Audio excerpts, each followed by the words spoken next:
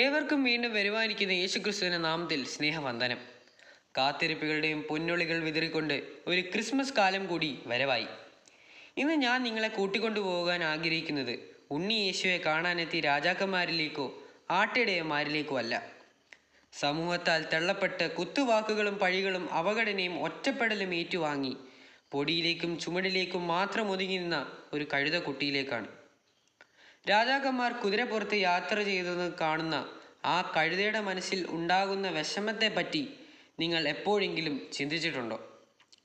ജീവിതത്തിൽ ഒരിക്കലെങ്കിലും ഒരു രാജാവിനെ വഹിപ്പാൻ കഴിയുമോ എന്ന ചിന്തയും അങ്ങനെ ഒരു ഭാഗ്യം നൽകണമേ എന്ന പ്രാർത്ഥനയും ആ കഴുതയുടെ മനസ്സിൽ ഉണ്ടായിരുന്നേക്കാം അല്ലേ? ആ പ്രാർത്ഥനകൾക്കും യാചനകൾക്കും കണ്ണുനീരിനും ഉത്തരമെന്നോണമാകാം ഒരു കഴുതയെ ഉണ്ണി യേശുവിനും മറിയയുടെ കൂടെ യാത്ര ചെയ്യുവാൻ ഇടയായത്. പിന്നീട് മത്തായിയുടെ സുവിശേഷം 21-ാം അധ്യായം 7-ാം വാക്യത്തിലും മർക്കോസിന്റെ സുവിശേഷം 11-ാം അധ്യായം 2-3 വാക്യങ്ങൾ കാണുന്നത് പോലെ കർത്താവിന് അതിനെ കൊണ്ട് ആവശ്യമുണ്ട് എന്ന് പറഞ്ഞ് ഒരു കഴുതക്കുട്ടിയെ അഴിച്ചുകൊണ്ട് വരാൻ തൻ്റെ ശിഷ്യന്മാരോട് പറയുന്നതായി കാണാം. അതെ, മനുഷ്യൻ തള്ളിയതിനെ തനിക്ക് ഏറ്റവും പ്രിയപ്പെട്ട ഒന്നായി ദൈവം ചേർത്തുകൊണ്ടു. അതുപോലെ ആണ് നമ്മൾ മനുഷ്യരും.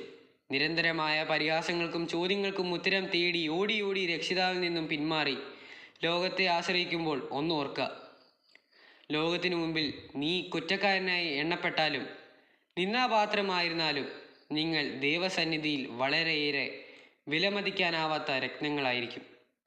ഭൂമിയിലെ രാജാവിനെ വഹിപ്പാൻ ആഗ്രഹിച്ച ഒരു കഴുതയെ സ്വർഗത്തിൻ്റെയും ഭൂമിയുടെയും രാജാവ് തൻ്റെ സഹയാത്രയിൽ ചേർത്തതുപോലെ അവനായി കാംക്ഷിക്കുന്ന ഹൃദയങ്ങളെ അവൻ അവനിലേക്ക് ചേർക്കുക തന്നെ ചെയ്യും എന്ന് ഓർമ്മിച്ചുകൊണ്ട് ഏവർക്കും എൻ്റെ ഹൃദയം നിറഞ്ഞ ക്രിസ്മസ് ആശംസകൾ.